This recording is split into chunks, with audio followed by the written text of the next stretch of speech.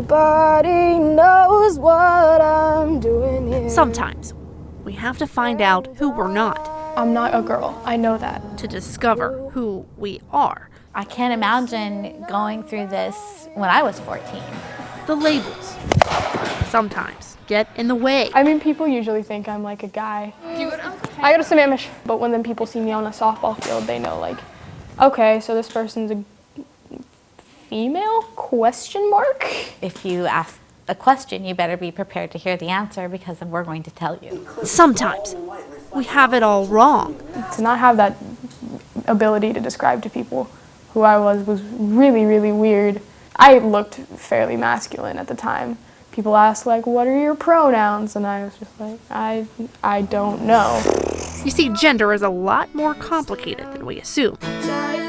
As if being 14 isn't hard enough. I didn't feel male, I didn't feel female, but I felt masculine. Until 6 months ago, she was Emilie Isenhart.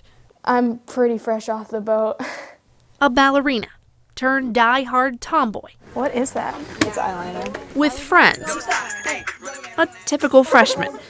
Always glued to those phones. We love Tumblr. But alone. She was always looking something up. Emilie was searching. And it wasn't just music videos.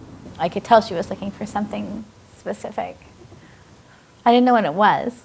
I was looking for somebody who had the same problem as me. She was looking for a label to describe her gender identity. When people say, like, who are you? I want to be able to answer that question.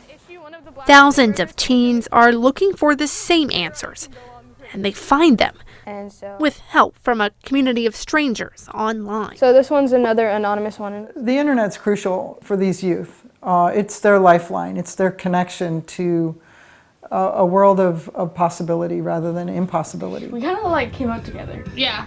The way young people self-identify is changing. Do the gender swap for Halloween. Almost as fast as the words they use. Demi-boy, demi-girl, gender fluid. Those terms are, the younger generations are creating them as we speak. Agender, bigender. To try to find a way to describe who they feel themselves to be. And then some really obscure ones. I did a school project on gender. There's stuff like fuzz gender. This is Tumblr. On the social network, Tumblr, Emilie found a community that talked about the gender spectrum. I basically just said, why can't I be one or the other? And the person said, that's not really how things work. You can be something in between. And that's when I was like, oh no, this is going to take a lot more thinking and a lot more feeling and a lot more time to figure out. And I wanted it to happen faster. Transgender advice. Blog after blog after blog. A discouraged Emilie ruled out who she wasn't. Like, I wasn't just like casually looking. I was digging so deep in. And finally she stumbled on who she was. And then there was a paragraph response that basically said, like, you sound like you're in the middle somewhere on the spectrum, leaning more towards masculine. So you can be non-binary. Non-binary. Someone who's not male or female. And I saw that and I was like, that's me. That's who I am. That's me. And I like texted all my friends. I was like, guys, look what I found. This is so cool. Look. It's my term. It's my term. Finally, a term that's on Emilie's terms. I'm not male or female. I am a living, breathing, walking, running example that there is more than two genders.